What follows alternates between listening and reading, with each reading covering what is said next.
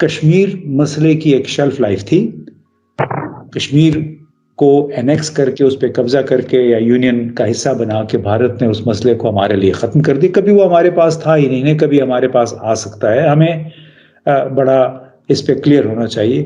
Pakistan army کے chief, nuclear country جس کو کہا جاتا ہے کہ نیوکلیر آرمی کے چیف، تو جنرل باجوہ کی بدقسمتی سے بولتے بہت زیادہ تھے.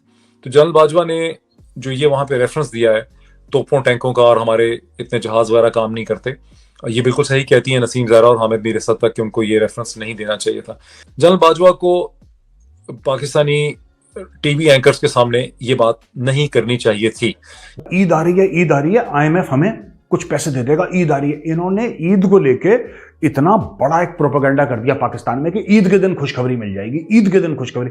ارے وہ عیسائی ہیں یار، وہ عید نہیں مناتے. میجر گورو آریہ کے اندر کے جو سولجر ہے وہ ابھی تک زندہ ہے، ان کی وار اسپرٹ. ہر چیز جو پاکستان میں ہے یہ کہہ دیتے ہیں کہ نہیں اب اللہ رحم کرے گا ہم پہ. تم کیا کرو گے؟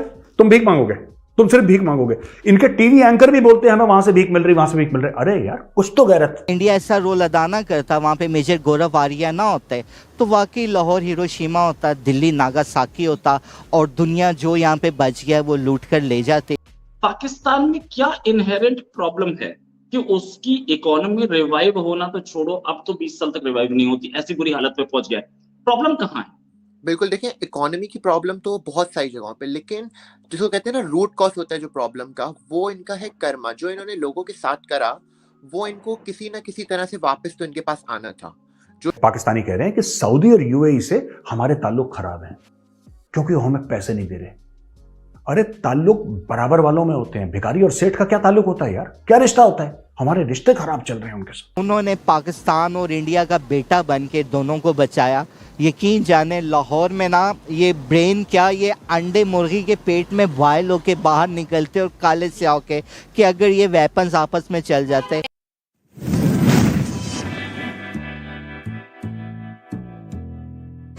جہاں تک کشمیر کا تعلق ہے، یہ ایک ایسی ڈگڈگی ہے جو کہ ہر حکومت نے ملٹری اسٹیبلشمنٹ کے ساتھ مل کے چلائی ہے.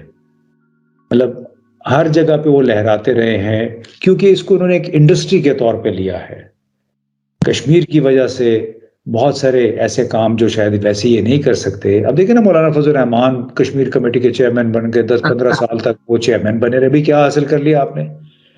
اور میں اب خود سمجھتا ہوں، میں جب 1999 دسمبر میں کندھار جو بھارتی طیارہ ہائی جیک ہوا تھا اس کی رہائی ہوئی، تو اس کے بعد بھی میں نے ایک مضمون بھی لکھا تھا کہ پاکستان کے جو مسائل ہیں اس کی بنیاد اس لفظ کشمیر میں پنہا ہے. کشمیر کی وجہ سے پاکستان نے بہت ساری ایسی پالیسی اختیار کی جس کا حتمی نتیجہ فائنینشیل ایکشن ٹاسک فورس کے ایکشن پلان کے نتیجے میں پاکستان پہ مسلط ہوا. یعنی کیونکہ اس میں بنیادی طور پہ یہ تھا کہ آپ دہشت گرد تنظیموں کی یا ٹیررسٹ فائنینسنگ جو ہے وہ آپ نے اس کی پیش بندی کرنی ہے. تو کشمیر کی وجہ سے آج جو پاکستان کا حال دیکھ رہے ہیں، بنیادی طور پہ میں سمجھتا ہوں کہ وہ ہماری کشمیر پالیسی کی وجہ سے ہے. جو جنرل باجوہ نے اس وقت جو کہا وہ ٹھیک تھا، نوشنلی ویژن کے حساب سے ٹھیک تھا، لیکن اس کے اوپر منافقت پھر بہت کی گئی ہے. یعنی یہ نہیں ہو سکتا کہ آپ ایک مسئلے کو لے کے مسلسل اس کو چلتے رہیں اور یہ سمجھیں کہ اس کی وجہ سے پاکستان کی ریاست، پاکستان کے ریاستی ادارے زخمی ہوئے بغیر، مجروح ہوئے بغیر اور پاکستان کے مفادات مجروح ہوئے بغیر پاکستان ترقی کر لے گا. یہ ممکن نہیں تھا. کشمیر مسئلے کی ایک شیلف لائف تھی. کشمیر کو اینیکس کر کے اس پہ قبضہ کر کے یا یونین کا حصہ بنا کے بھارت نے اس مسئلے کو ہمارے لیے ختم کر دی. کبھی وہ ہمارے پاس تھا ہی نہیں، کبھی ہمارے پاس آ سکتا ہے. ہمیں بڑا اس پہ کلیئر ہونا چاہیے. دیکھیے، ایک سنگین صورتحال ہے پاکستان کے لیے جیو پولیٹیکلی بھی، اور اس میں اس لیے سنگین ہے کہ بھارت اب سمجھے کہ وہ کہا کرتا تھا نا کہ کشمیر ہمارا اٹوٹ انگ ہے، لیکن اب گلوبل پالیٹکس کو دیکھیں تو اس میں بھارت ایک اٹوٹ انگ بن گیا ہے ویسٹرن بلاک کی ایشیا کے حوالے سے پالیسی کا. ایک بہت بڑا انسٹرومنٹ، ایک بہت بڑا ٹول بن گیا ہے، اور اس میں پاکستان کچھ حاصل نہیں کر سکے گا اگر مستقل ہم ایک محاذ آرائی کی کیفیت میں رہے بھارت کے ساتھ.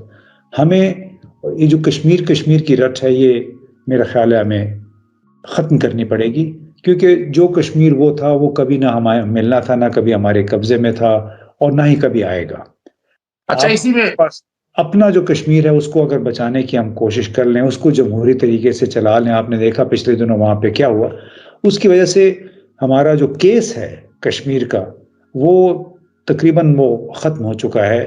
ہمیں اس کی بجائے جو موجودہ پاکستان ہے، باقی بچا ہوا کشمیر ہے، میرے خیال ہے اس پہ توجہ دینی چاہیے، بجائے اس کے کہ ہم اس کا بلیم گیم کرتے رہیں، اس کا الزام کبھی ایک پہ لگائیں کبھی دوسرے پہ لگائیں. اور اس کی سب سے بڑی ہمیں جو اس حوالے سے منافقانہ رویہ منافقانہ پالیسیاں اختیار کی گئی ہیں، ہمیں وہ ترک کرنی پڑیں گی. اچھا، میں مختصراً ایک بات رہ جائیں ہیں. جنرل قمر جاوید باجوہ صاحب کافی کنفرم اطلاعات بھی ہیں، وہ ان کے دور میں اسرائیل کے قریب بھی جانے کی بڑی باتیں ہوتی رہی، یعنی وہ کیا چاہتے کیا تھے، یہاں بھی جاتے تھے. بڑی مختصر سی بات. اس میں تو انہوں نے دیکھیں آخری وقت میں بڑی کوشش کی خود کو امریکہ کے بھی قریب کرنے کی. اب تو کافی ساری باتیں باہر آ گئی کہ وہ ایکسٹینشن وہ بھی لینا چاہتے تھے. فیض حمید بھی اپنا ٹینیور ISI کے سربراہ کے طور پہ جاری رکھنا چاہتے تھے.